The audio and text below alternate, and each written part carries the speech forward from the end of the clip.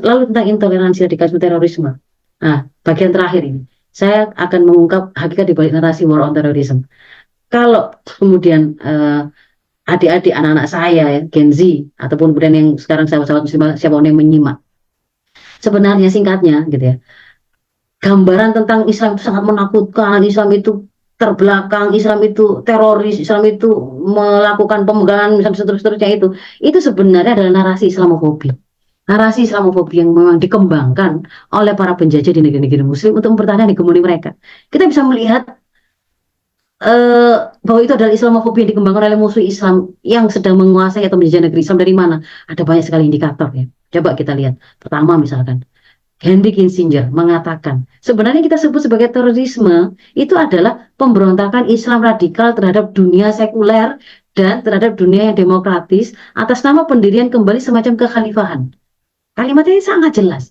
Jadi yang mereka sasar dengan terorisme, dikatakan sebagai teroris itu, mereka kasih julukan pejoratif ya, stigmatisasi, itu Islam yang radikal, yang menolak sekulerisme, yang menolak demokrasi, yang menginginkan khilafah. Berarti kan begitu kan? Nah, di tahun 2005, 1 tahun setelahnya, ini sekutu dari Amerika Inggris, sama-sama juga menjadi penjajah di negeri Muslim.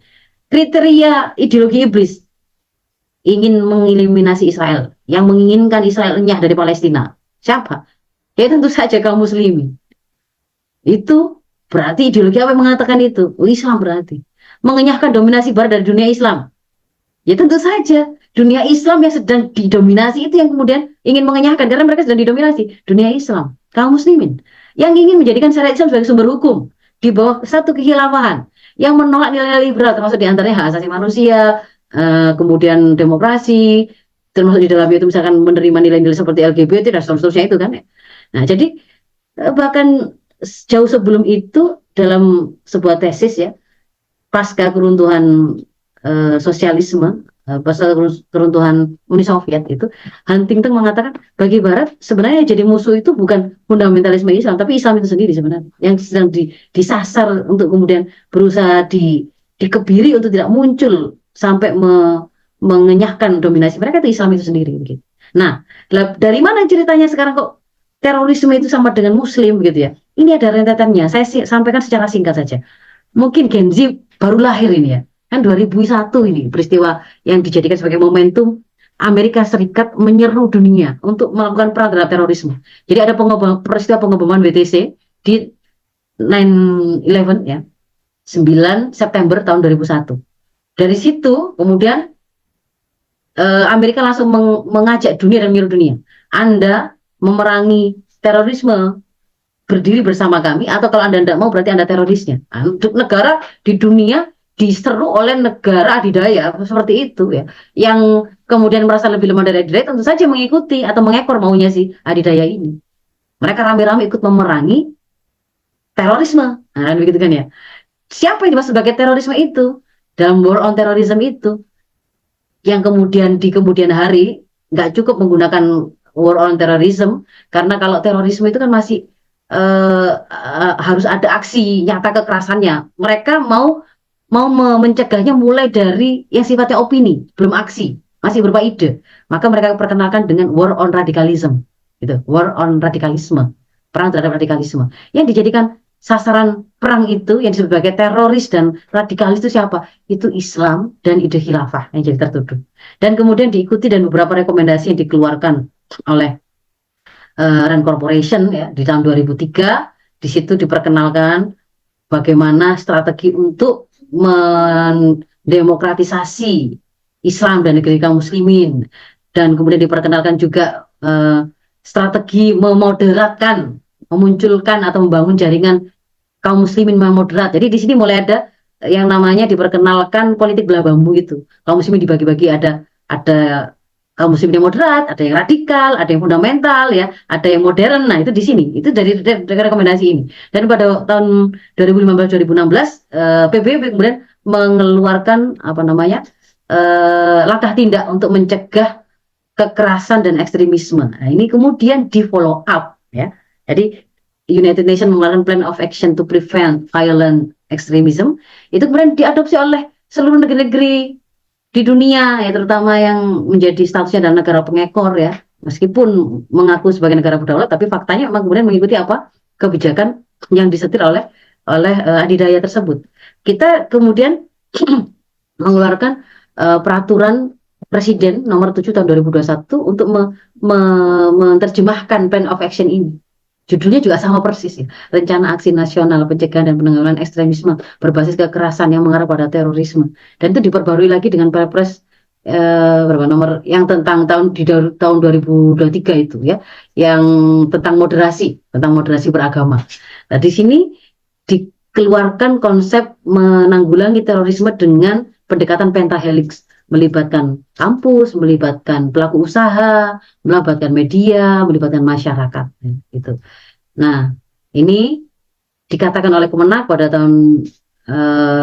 waktu peran PE ini, Perpres ini tadi dikeluarkan, wah itu relevan dengan visi moderasi beragama yang memang dicanangkan. Ini roadmap moderasi beragamanya. Ingat tadi kan ada di akhir dari penelitian tadi kan, rekomendasinya adalah lakukan moderasi beragama, kan gitu kan, masukkan ke kurikulum proses pendidikan yang mengadopsi kurikulum moderat dan seterusnya. Nah, sebenarnya kalau kemudian kita telusuri dari asalnya, strategi memoderatkan kaum muslimin atau keberagamaan kaum muslimin itu ada di sini, ini ya, di yang bawah ini ya, Building Moderate Muslim Network RAND Center for Middle East Public Policy, dikeluarkan di tahun 2007.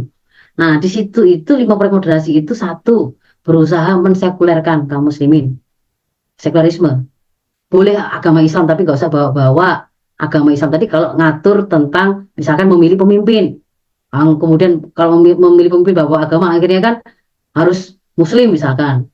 Nah, itu nggak boleh karena kalau seperti itu berarti belum moderat. Jadi sekularisme tinggalkan. Relativisme, merelatifkan ajaran agama. Nggak boleh ada klaim kebenaran, nggak boleh ada kebenaran itu tidak tunggal. Semua benar. Ini kan akan membuat tadi itu bertentangan dengan inna dina inda wal Islam ya. Akidah kita itu digerus dengan tidak boleh meyakini seperti itu. Lalu kontekstualisme atau substansialisme. Ini sebagai antitesa terhadap paham tekstual yang kemudian orang memahami, oh ternyata kalau mukmin ternyata Allah memerintahkan harus berhukum dengan aturan yang dibawa oleh atau diturunkan oleh Allah. Nah itu namanya tekstual itu. Harusnya kemudian nggak tekstual begitu tapi kontekstualnya. Gitu. Ini untuk kemudian akhirnya memunculkan ada pintu yang berusaha dibuka untuk dilakukan penafsiran-penafsiran yang akan membuat bahwa tidak perlu yang namanya formalisasi pemahaman agama tadi, begitu ya. Tidak usah pakai bawa-bawa agama ketika bicara tentang pergaulan kah, ketika mengatur ekonomi kah. Nanti kalau bawa agama dalam ekonomi nanti menolak riba, nanti seterusnya. Berarti itu radikal. Gitu. Lalu yang keempat, westernisme, mengunggulkan paham barat dan wajib ditiru. Dan sebaliknya kita dibikin merasa kalau kita menerapkan Islam itu wah kayak kuno, kayak barbar begitu ya. Dan yang berikutnya adalah pengaruh utamaan gender, kesetaraan gender. Nah, ini sebenarnya tidak pernah ada dalam sejarah kehidupan kaum muslimin yang kemudian merasa bermasalah dalam hal meletakkan kemuliaan kita dibandingkan laki-laki. Itu sebenarnya kita itu sudah jelas aja, ini sudah paham begitu, tidak pernah kemudian memiliki masalah karena Rasul saja mengatakan surga di bawah telapak kaki ibu, bahwa anisa sako urijal, nisa ini setara dengan laki-laki dan seterusnya. Jadi sebenarnya kalau kita memahami maka kita akan bisa melihat 5 proyek ini itu sebenarnya yang diinginkan itu apa gitu ya. Yang diinginkan itu ya satu sisi melemahkan profil dan karakter kita sebagai muslim, akidahnya digoyang, keterikatan kita kepada syariah sebagai konsekuensi iman itu berusaha dilemahkan kan gitu kan ya. Lalu kita berusaha dijauhkan dari mendekat kepada syariah, karena kalau orang berusaha belajar syariah terutama yang di luar masalah ritual, wah itu nanti distigma sebagai teroris radikal kan begitu kan ya. Sholat malam, jidatnya hitam, pakai baju yang menutup aurat, berbahasa Arab, itu bahkan disebut oleh tokoh-tokoh di negeri ini itu tertentu ya, itu sebagai tanda-tanda radikalisme gitu ya. Nah, jadi sebenarnya war on terorisme itu satu sisi melemahkan profil karakter generasi, sisi yang lain sedang melakukan pecah belah politik belah bambu kepada umat, dan yang diinginkan sebenarnya adalah akhirnya kita kaum muslimin itu tidak mengenal Islam, sehingga kita tidak tahu bagaimana harusnya kita mengelola sumber daya alam, sehingga kalau sumber daya alam tadi itu dikuasai oleh asing atau penjajah, kita tidak bisa protes, kita tidak ngerti bahwa itu adalah bentuk penjajahan, sehingga akhirnya ini sebenarnya mencegah dan menghalangi kebangkitan umat Islam dan mempertahankan hegemoni penjajah.